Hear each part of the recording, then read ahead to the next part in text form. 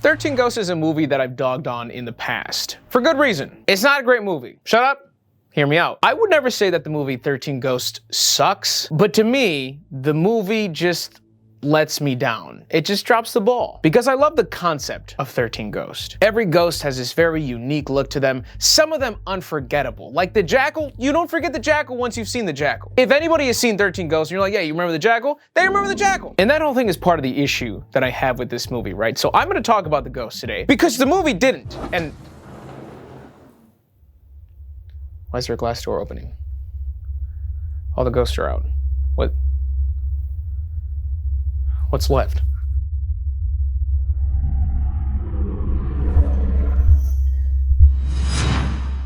This video is sponsored by Empires and Puzzles. Empires and Puzzles? That sounds like a unique bangarooski of a mobile game to me. Yes, it's actually a free-to-play match 3 puzzle Oh, you kidding me?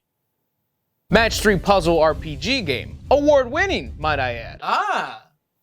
Wow. Listen, I've been playing this game for 92 days straight. That is not a lie nor a fib, rather a hyperbole. Because I love this game more than you love tapping on the right side of your phone during stuff like this. It's super easy to pick up. You just match shields of the same color to attack these imbeciles. The bigger the match, the bigger the attack. Look, there's dragons, there's a shark, there's you not already downloading this game. Over 400 collectible heroes, you can train them well, power them up. My team's already looking like the Golden State Warriors in 2012. Also, Empires and Puzzles is celebrating its 6th year. Oh, that's a lot. You're still here, which means tons of in-game events, challenges, and they just added the museum, where you can bask in the greatness of all of your collected heroes. Maybe even give them a sniff or two, I don't know. It's free to play, Android, iOS. Download Empires and Puzzles using my link below. And thank you, Empires and Puzzles, for sponsoring this video.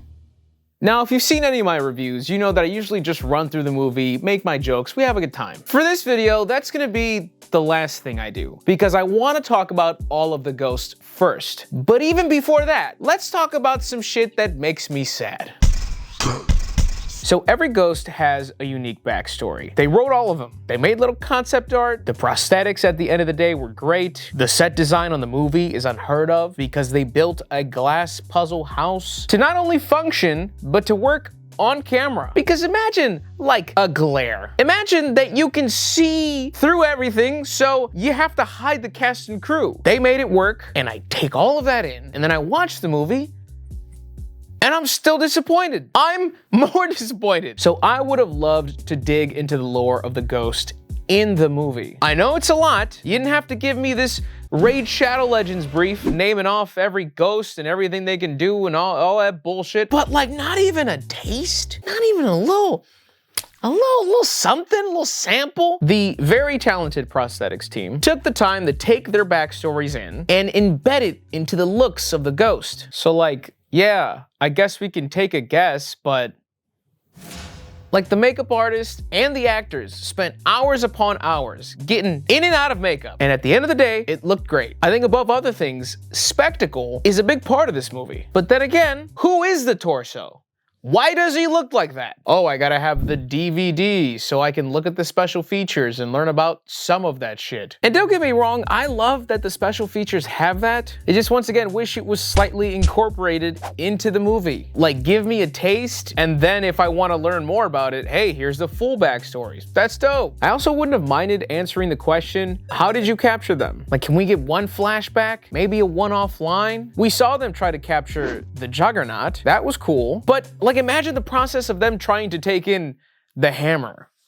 Pause. Like, am I getting my point across here? It just seems wasteful. And on that note, I fully understand that less is more. There are movies that I've criticized for showing too much of what we should fear. Like the movie Eerie that I reviewed. I thought the antagonist was scary. Oh, it's a spooky little girl, holy smokes. And then they just kept showing her and you were like, this is just a fucking CGI blob, gross. Why did you ruin that for me? I needed more in this movie. There are 12 ghosts that need to be introduced and then somehow divvy up screen time alongside the main cast. I can understand how that sounds like a bit of a tall task, but I just feel like we got like the worst case scenario out of it. They're not CGI blobs. They look pretty fucking good. They look pretty fucking scary. Like if I'm thinking about my watch, I barely remember seeing the Pilgrimess. And she looks fucking scary. Show me her. I'm asking you to fucking scare me. Show more of the thing you worked really hard on. Yes, Glass Puzzle House is sick. Show me the fucking dozen ghosts that are roaming around there. Because when I see them, they start flashing off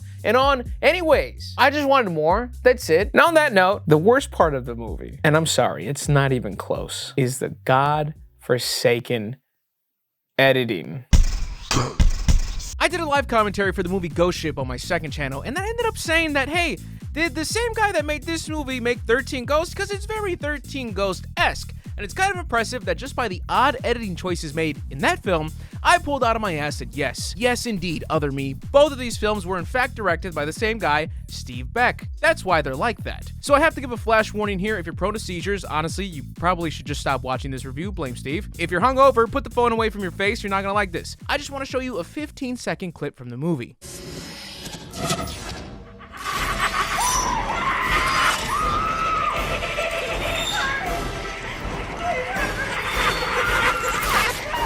Just why would you ever, in a sober mindset, decide, hey, you know what? When the ghosts are on screen, you know, those things we worked really hard on, the things that are the main appeal of this film, the things that matter more than the fucking guy from Monk sleepwalking through the script when the audience gets to finally see these guys in action. We should put a bunch of whooshies and strobes and cut motion blur, cut slow motion, cut POV shot, cut. It'll be fucking sick. It's like watching the ecstasy overdose scene from Bad Boys 2, a niche reference that I will not show nor reference. If you get it, you get it. Like, were these ghosts not up to your standards, Mr. Beck? You just had to keep hiding them? You could have dialed it down 30-35% and this movie would be so much more tolerable. Like, in a damaged state of mind, I can give you a dimple of lenience here. Oh, it's playing on the whole gimmick of you can't see the ghost unless you're wearing the glasses. So essentially, the editing is representing that. The horror of not being able to see what's chasing you. But you know, that makes sense, especially in a scene where the nanny with glasses has to tell Dennis how to avoid an attack because he doesn't have the glasses. But that still excludes like 89% of the editing choices made, so eat my ass. That's my main rant with the movie. I'll touch on more at the end, but I would love to walk you through the 13 Ghosts first. We'll go in order.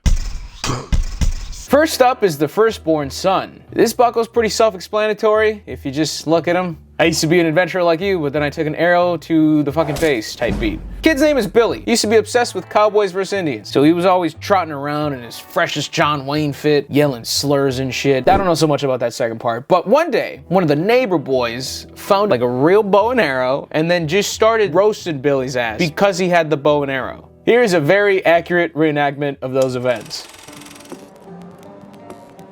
Hey Billy, what's that thing called?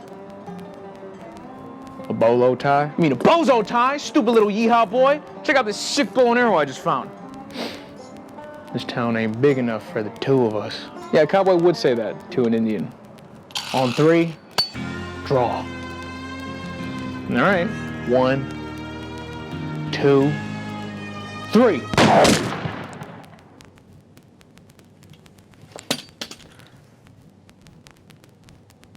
That should be fine. Yeah. Next up is the torso. He was a bookie with a gambling problem, which is like a YouTuber with an audience. Some of you got it. So one day a member of the mob came in to put in a big boy bet with him, betting on an underdog. And the torso knew he didn't have the money to pay him out if he won, but he figured, he should lose that bet. And if he does lose that bet, I'm up. It turns out that mobster bet on a guy named Tommy Fury. So when the time came, the torso couldn't pay out the mobster, obviously. So the mobster decided, hey, how about a parlay? So then he chopped him into several different pieces, dumping him in the ocean. And as you can see, he's wrapped in cellophane. Yeah, they just got rid of him, called it a day, went to eat pasta. Fun fact, the person who played the torso is actually was actually a double amputee. So the only movie magic you see here is the mask that the guy's wearing so they can edit out his head. You're welcome. Next in line is the bound woman. She was just my type. Beautiful, rich, and a whore. She was dating the star football player of her school named Chet, which sounds like a star football player. And they went to prom together. Aww. Yeah, but then Chet caught her getting stuffed by another dude. on prom night. Which, how'd you even let that happen, Chet? You just went to go hit the cha-cha slide and then she just cartoon sniffed her way to some dick? Chet held it down for the city boys and he murdered that guy by clubbing him to death. And then the bound woman went missing until she was later found, buried at the 50-yard line. Nice. Chet's last words on death row were, quote, "The bitch broke my heart, so I broke her neck." Snaps. So it bothers me how unused this woman was, even though she was quite literally being ran through. But I'm talking about screen time, right? Like, just look up Google images of her, and you'll see like 2 still frames. That's because she's barely in the fucking movie. Like, once I opened up a Google image and was able to finally look at her for more than a half second, I was like, oh, she has maggots on her. Oh, she has a tie around her neck. That must be what Chet used to snap it, which would make sense because they were at prom. What a cool little detail. Fuck you, movie. I want to know these things. Also, yes, would. Now we've gotten to the withered lover. She's kind of part of a twist in the movie, and I would normally not reveal anything right now until I got to that point in the movie, but I mean, 13 Ghosts is like ancient at this point, right? What do you want me to do next? Give a spoiler alert for my review of 12 Angry Men? He's innocent. The smoking gun was a light off a train or some shit. Well, that's it. That's the whole case. So this ghost is actually our main character's wife. She died in the beginning of the movie in a house fire because a lit log... It's lit. Because a lit log from the fireplace rolled out and just started burning all of their Christmas decorations. Oh, I got cold. She might be the worst ghost here because she's not evil. Not all of them are, but she doesn't really have like a cool story. She's just a burn victim, which is sad. But it's also funny because when you see her, she still has all those whooshy whooshy bang bang effects. That was a nice touch. We're now at the Torn Prince. This guy was a natural slugger. He was gonna do big things in baseball. But you know when you're up, there's always a hater right behind you. So, one day this random greaser challenged him to a race. But that greaser had a trick up his sleeve. Did he have a secretly souped up Mustang? No. He in fact had just cut the guy's brake lines. And he had no clue. So, he died. He was short stops. That's the Torn Prince. Next up is the Angry Princess, which I think I just realized she gets the most screen time out of every single ghost in the movie. I couldn't guess as to why. Let's see those great prosthetics. Hey, nice dance. I think the top 5 ghosts screen time wise are Angry Princess, Jackal, Hammer, Juggernaut, and I guess the Withered Lover. I think Angry Princess wins though because she has a dedicated scene with her and Shannon Elizabeth in a bathroom. Which we were this close to having me talk about Shannon Elizabeth getting killed by somebody cold and clammy in a bathroom. Again, some of you know what I'm talking about. Some of you shouldn't know. So the Angry Princess was an insecure woman whose unfortunate run of abusive boyfriends didn't necessarily help with. She ended up finding a job with a plastic surgeon, and because of her staunch insecurity, she decided, I have nipples, Greg. Can you milk me? And she chose to get paid in plastic surgery as opposed to money. It went so far as to one night when she was alone, she decided to try some DIY surgery on some imaginary imperfection she saw, and she ended up accidentally blinding herself in one eye. So she stopped, decided, I'm gonna go home, run a warm bath, mutilate myself till I bleed, maybe some wine, who knows? And then she died. R.I.P. So next up is the Pilgrimess. She is an orphan and a witch, and the village she lived in wanted to kill her because of that. The witch part. Couldn't imagine it the other way around. What do you mean you don't have parents? So the livestock in their village started to mysteriously disappear, and they just kind of blamed her for it. They grabbed her and then burned her alive in a barn. But then she walked out of that barn alive. So they kind of had a point in everything they were doing. They ended up going to plan B, which was to lock her up in some stocks so the village can humiliate her and beat the shit out of her while they were on their way to get eggs in the morning. And she ended up dying of starvation, because witches gotta eat too.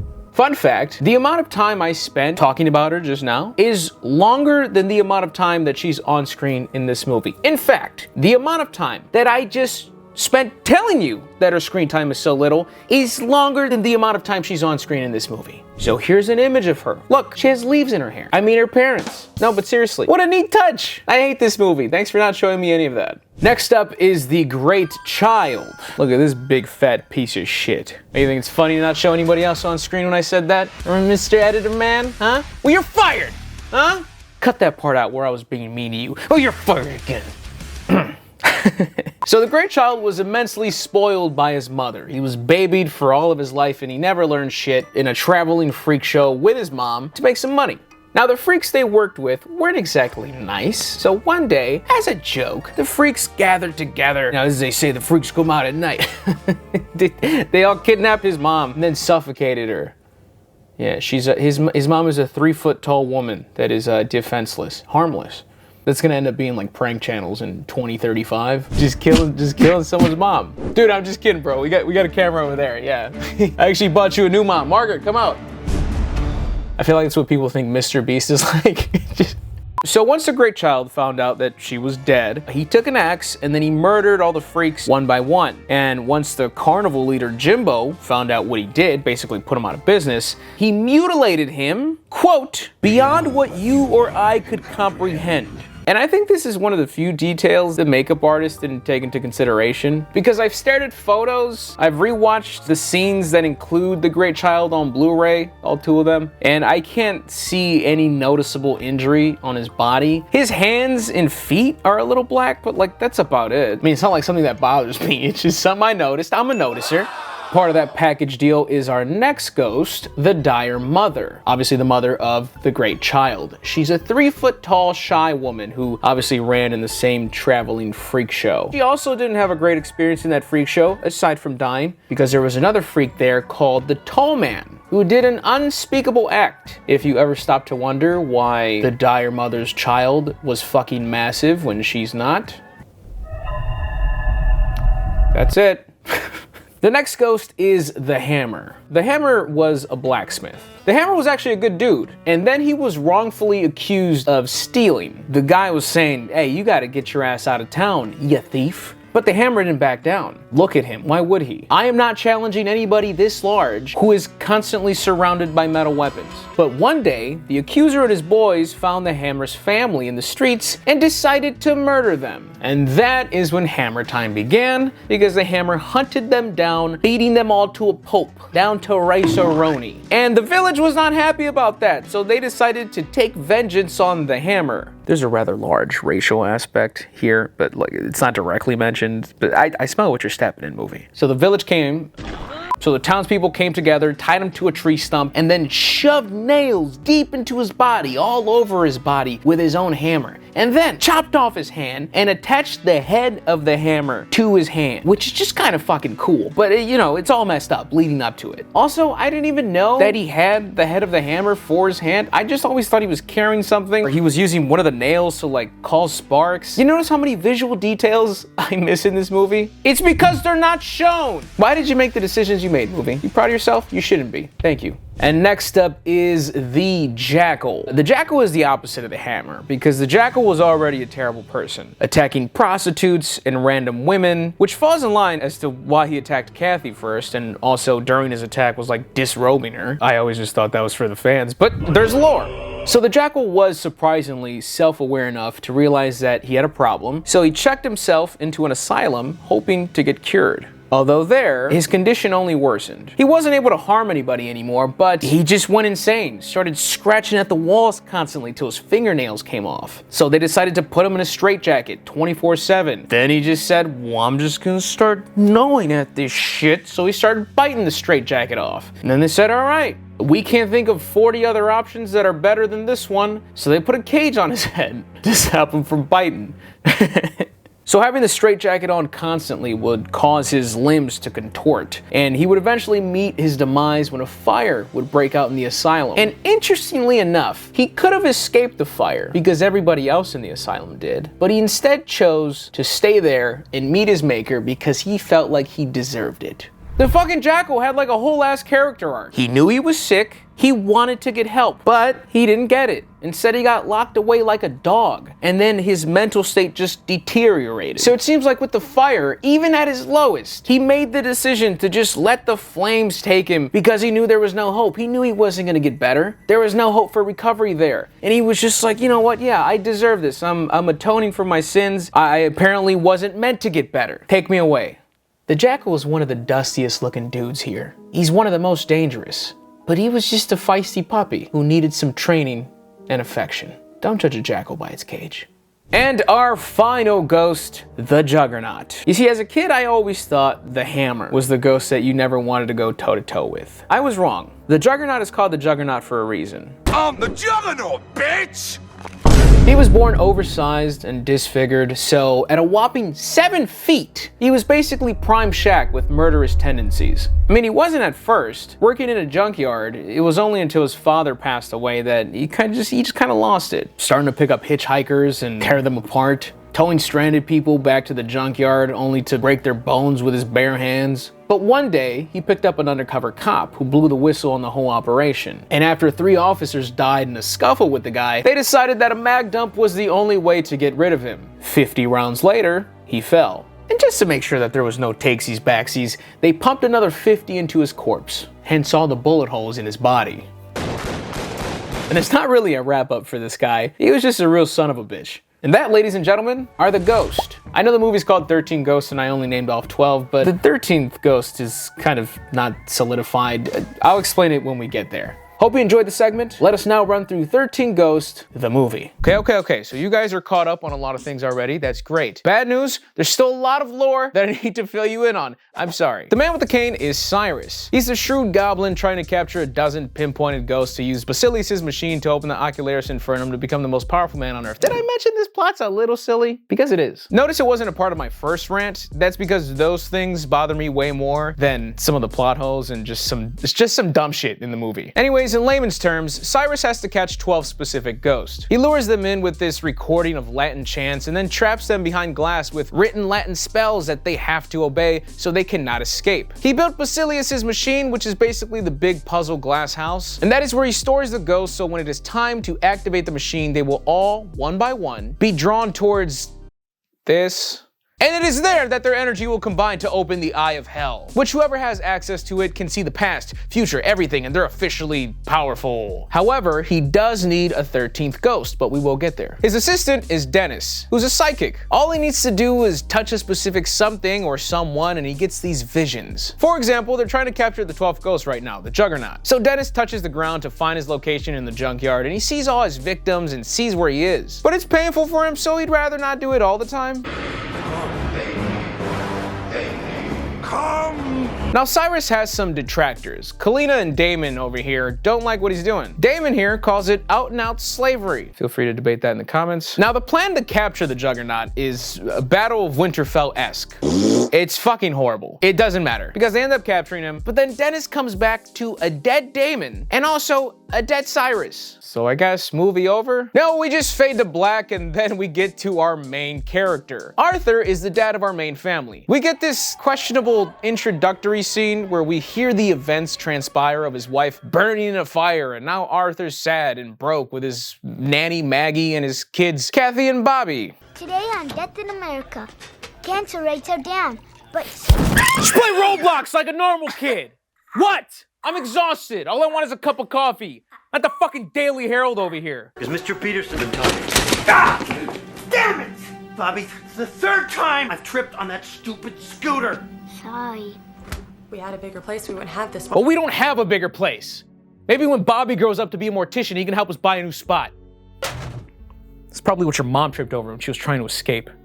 Just move it! And it's then that an attorney shows up to the house to deliver Arthur some news. Yeah, just watch out for the scooter on the floor. I have a dumb son. So Cyrus is Arthur's uncle. Since he passed, he left them a video message and a key. Enjoy. Perhaps we'll meet again. Yeah, can you stop minimizing the window? So Cyrus left Arthur and his family his house, which we know is secretly Basilius' machine, so they go check it out. Cool! So futuristic. So when they pull up, Dennis is here pretending to be an electrician to get inside. Reason being, Cyrus owed him a lot of money, so he's just trying to get what's his. Dennis is somehow oblivious to what this house actually is though, and he quickly discovers, oh, all of the ghosts are here. So he rushes to try and save Arthur before he signs the contract to take on the house. All right, first rule, no throwing stones. During Dennis's pleas, the lawyer just waltzes off to go pick up his payment from Cyrus, which Cyrus conveniently placed on the pedal that begins the process of sealing this house and releasing the ghost one by one. He finds himself breast to breast with the angry princess, but she doesn't actually kill him. It's just a case of wrong place, wrong time. Sidebar, rewatching this many years later. If Matthew Lillard wasn't in this movie, Dennis, I think I could safely call this movie utter shit. Now the concept would still be great, but the movie would border tolerable. His character is so eccentric and overzealous and just brings this much needed energy to the film. He's trying. It can come across goofy as hell, but he's trying. The cast is nothing without him. Arthur is boring. Oh, I'm a dad that's worried for 90 minutes. Sick. Shannon Elizabeth, love her, but she's literally here to just be a pretty face. Bobby's a plot device and annoying as shit. The nanny's comedic relief, and honestly, she's fine, but she can only do so much. So if no one else has said it, thanks, Matthew. So Bobby's an idiot and starts drag racing through the house and everybody loses him. He starts hearing voices and starts listening to them. It's a combination of the bad ghost and his mom, which he doesn't know yet. Down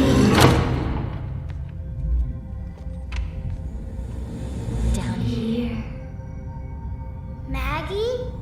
Bobby, you're a fucking shitter, get good. So with the whole gang together, tensions are high and it's Operation Find Bobby in this ever-changing maze. All right. Breathe. Did the lawyer split? I like that one. Arthur has the ingenious idea to split up in the maze after Dennis just told him all the glass is soundproof so you can't hear people far away, and there's ghosts. Events ensue. The jackal snatches up Kathy. Arthur continues to be useless. Oh, where is it? Where's the ghost? I don't know, take a guess, jerk off. And oh, Kalina, you're here. Why? How? Okay, so something you should know is that the ghosts don't like flares. It doesn't kill them, it just kind of like shoos them away for an unidentified amount of time. Also, you would think for all the Baba Booey lore that's in this fucking movie that they would explain why the flares do that, but they don't, and sure. Arthur and Kalina have a conversation saying the same thing again. I need to find my son, you don't get it. We do get it, Arthur. It's like 80% of your dialogue. Anyways, while they were talking between soundproof glass, Kathy was snatched up. Literally right behind them. This is part of the stupid shit I was referring to. Dennis gets into a scuffle with the torn prince. He's fine. Also, the firstborn son might actually have more screen time than I thought, even though he doesn't do shit. They make it to the library after a few more close calls, and that's where Kalina breaks everything down for the group. She reveals to Arthur that the fourth ghost is his wife, and Arthur justifiably gets a little peeved at Dennis. She also tells him that the 13th ghost is a failsafe. If someone makes a sacrifice of love, they can stop everything bad from happening, aka have Arthur jump into the eye to save his kids, day is saved. Now the last ghost still hasn't been released, so Arthur and Dennis want to go back out and find the kids. But this time, they're carrying a heavy ass piece of glass that will very much inconvenience them and their agility. But it has the containment spells on it. It's gonna block the ghost, even though it can't even block the pathway entirely. Yeah, so fair warning, this movie just starts to do this from this point. A lot of stuff is stupid, and I'm gonna complain about a lot of it, so sit tight. Meanwhile, Kalina and Maggie are in the control room when dead Cyrus appears. Woo! Except he's alive, and Kalina bonks Maggie and knocks her out. Let me explain. Kalina apparently blows Cyrus on the side or something. So the whole junkyard incident, these bozos conjured up like a 23-step plan that had to go perfectly. Starting with Dennis not being by them during the Juggernaut's capture. Because when Dennis came back, he saw a dead Damon and dead Cyrus. He's like, oh my God, what happened? So apparently Kalina killed Damon, and they set up this scene of Cyrus being dead in that small amount of time. What happened afterwards with the authorities and paramedics? I don't know. What even happened with Dennis? Did he just leave? He just hail a cab? Also, he's a psychic. You didn't see any of this happening? He even touched Cyrus right before that. And he saw like money being thrown in the You didn't see any of that shit? So Kalina stole Damon's spellbook. Cyrus baited his nephew Arthur because that whole jumping into the eye shit is true, but not to stop the machine. Cyrus needs 13 ghosts. So Arthur's sacrifice that is gonna save the planet and save his kids is really just to complete the process of opening the eye of hell. So Kalina tells Cyrus that Arthur's not gonna make that jump unless he sees that his kids are in danger. So Cyrus says, all right, then put him in danger. She's hesitant, but she goes to do it. But I don't know, I just keep kind of asking myself, Where are they? I don't know. I don't think the movie knows. I can safely guess that Cyrus took Bobby because that's when we see him last. But who took grown-ass Kathy? It wasn't a ghost because Cyrus can't tame him like that. And it wasn't Kalina because she was right there. So it had to be Cyrus. So the movie is telling me that this geezer put on dead silence and made sure that Kathy didn't make a peep when he snatched her up, and then he dragged her somewhere. Over by these dingoes, the block starts to get a little hot, and Dennis shoves Arthur into the corner behind the glass to protect him once he sees the hammer, basically sacrificing himself. Bad news for Dennis is that the final ghost just got released, and it's the Juggernaut coming his way. And yeah, he dies protecting Arthur, which I'm fine with. But I didn't mention this until now. They showed this to us already. For whatever reason, Dennis saw this in a vision like 40 minutes ago. He saw that he was gonna die. The audience sees that he's gonna die. They even see who did it. You see the Juggernaut, clear as day. You see Arthur, clear as day, fucking hiding over there in the glass and shit. And I don't get the purpose of it, and it bothers me. Because I feel like we're in a bit of a catch-22 if I play along. Dennis knew he was gonna die. So you could say, because of that, he decided to at least protect someone in the process. But he should have known about that too. He sees everything. He said that multiple times. Maybe it's just a convenient thing. I guess that's just what it is, right? Sometimes he does, sometimes he doesn't. But even putting that to the side, I feel like my main gripe is that there's no downside to removing that vision from the movie. Why was it there? You just kind of spoiled that for us. Like, it doesn't impact his character arc at all. In fact, it makes it worse if you take it in the sense of, I mean, I knew I was gonna die, so I guess I'll fucking save Arthur while I'm at it. Instead of a genuine moment of sacrifice. Like, he even gave Dennis this line. Don't worry about it. I've been looking for a reason to like myself for a long time. There's no callback to that vision. It's pointless. It makes the movie worse. The decisions that you guys made on this movie, I will never understand. Cyrus starts up the latinchant.mp3 and all the ghosts start moving to the platform. And now it's time for the emotional, with kick-ass quotation marks around that emotional, reunion of Arthur and his dead wife. I loved you so much. Yeah, newsflash movie. We don't give a fuck about his wife. None of us give a fuck about Arthur's wife. I barely care. I don't care about Arthur at all. I don't care about Bobby. I don't care about Kathy. I cared about Dennis. Like, how is this supposed to be emotional for us when you started the movie by killing the wife? Bobby's been gone for more than half of the movie. Kathy's been gone for the last 25 minutes. Wait. Is that Bobby and Kathy being elevated into the spinning saw wheel of death? No, I care now. Stop, please, not them. Like, what is that thing? What's below that? Who went below that thing? How? Cyrus locks Kalina in a squish chamber because, I don't know, he's evil. She was on his side like 1000%. I guess he didn't want to share the power. Arthur sees his kids and realizes what he has to do. But for some reason, unknown reason, Cyrus decides to take a front row spot where he is clearly going to be spotted. And Arthur spots him. And yeah, I get it. You'll just think, I'm a ghost, and still jump. But what if he doesn't? Oh, look, he doesn't. Had you just hid in one of the many corridors that you have around this area that you seem to know pretty well, you've navigated it perfectly, then you would have left Arthur with one decision. He would have been there saying, I got no other choice. This is what they told me I have to do to save my kids and humanity. So yeah, Arthur takes off the glasses, notices that Cyrus isn't dead, so he charges them, they fight. Cyrus gives a tired bad guy speech, and that's when it's time for the remix. Maggie has gotten up from her concussion and just starts messing with everything, stopping the chant, closing, opening doors, and malfunctioning the machine. Arthur takes the time to push Cyrus off, and with the ghost no longer in a trance, they go for the guy that's not been such a cool guy to them. And we get this iconic shot of the ghost reaching down to grab him. This is honestly a shot I would love to get framed because it's fucking sick. My only complaint, the Juggernaut is completely hidden behind the jackal, and then my eyes go over to that big ass space next to the pilgrimess, and it would have been perfect. Hey, Juggernaut, over here. And it would have been perfect, just closed off complete. Like, I get why every other ghost isn't there. But man, story of this movie, you were this close. They all pick Cyrus up and throw him into the eye, and man, just imagine a massacre between these guys going to town on Cyrus instead of that. Whatever. I need to stop dreaming. Dennis makes another cameo when he's a ghost telling Arthur it's still not over. You're so cool, Dennis. So Arthur times the jump and leaps into the middle with his kids, and the machine blows apart, demolishing this place. And they live. right? So I guess the implication here is that Dennis told him that his kids needed him. And I'm assuming since Dennis is a ghost, he knows better. I guess that was like a guarantee that this risky jump while everything was blowing up, landing him in the center of the thing would protect them. Maybe that was the only way. Except that wasn't the only way. Because Maggie lived, and she was in the fucking trenches of demolition, and she's fine. The ghosts are finally free, and just for the feels, the mom spawns again. Without the burn scar. They can all see her. Without the glasses.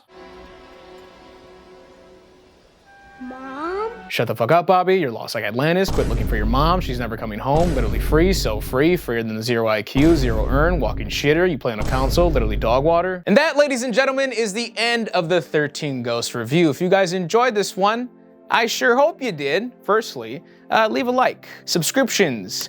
Trying to hit a milli subs in 2023. I just released some pretty nifty barware and stickers and shit like that. Still got some new clothes on there. Just check it out. invis.tv/MistaGG. Also, here are my lovely patrons for supporting me. I appreciate you guys. I post exclusive videos there monthly. Thank you very much. And as always, I am Mista GG, and I am out.